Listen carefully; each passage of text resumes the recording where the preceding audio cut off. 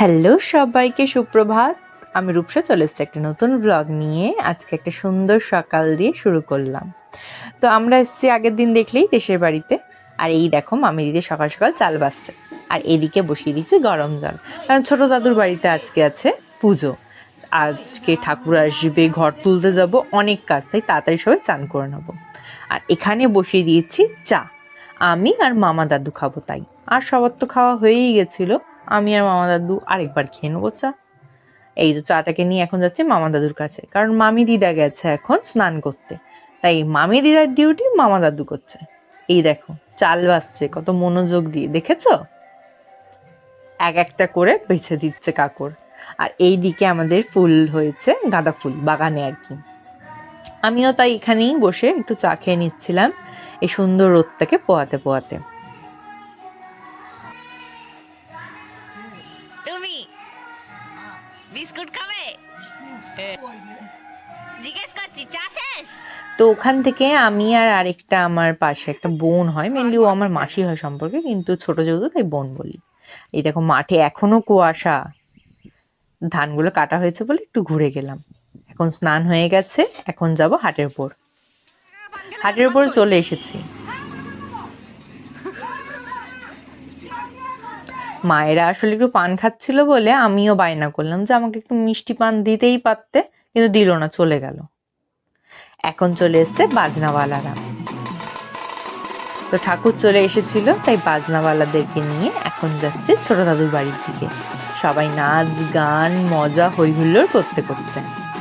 এখানে দেখো অনেক লোক আছে, জড়ো হয়েছে বলে ওরা নাচ বন্ধ করে দিয়েছিল। প্রায় চলে এসেছি।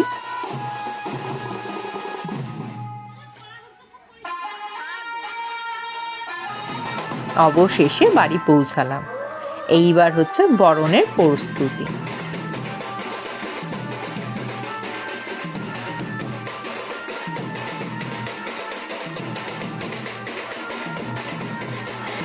এই আমাদের ছোট দিদা বরণ করে নিচ্ছে ঠাকুরকে।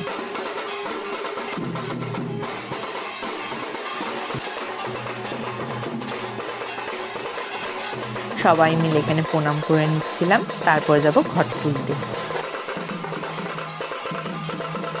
তারই মধ্যেখানে একটু চা খেয়ে নিয়ে মামি দেখলাম ভাইকে নিয়ে প্রণাম করাতে এসছে। এই পুচকুটা, এর দাদার জন্য পুজো হচ্ছে, ওর জন্য, দুই ভাইয়ের জন্যই পুজো আর কি।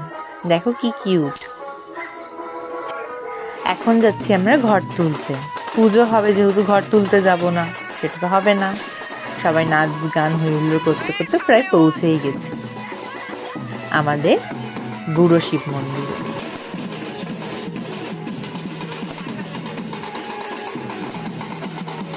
এখানে ঘর তোলাও শেষ, এখন যাচ্ছে বাড়ির দিকে।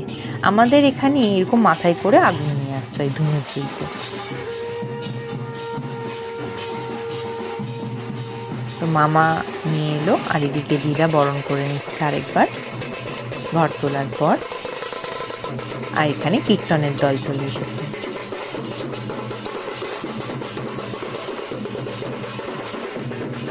এখন চলছে পুজো আর এদিকে কীর্তন, আর আমরা সকলে এখানে বসে বসে কীর্তন শুনছিলাম। এখন রাতের খাবারের পালা।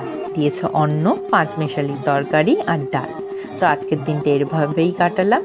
যদি ব্লগটা ভালো লাগে লাইক কমেন্ট শেয়ার সাবস্ক্রাইব করে দিয়ে পাশে থেকো।